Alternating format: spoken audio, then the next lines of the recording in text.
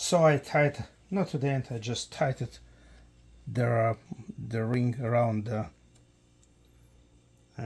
bar. Now I'm gonna tighten damper. You have no choice, you must tighten damper, but I know this is the right position because you can see that's between bar, so it's gonna be okay, it's working. You must tighten it right now because you need to put on this charger, so it must be tight.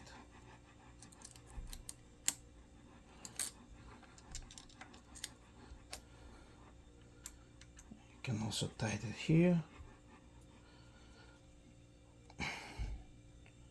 That's it.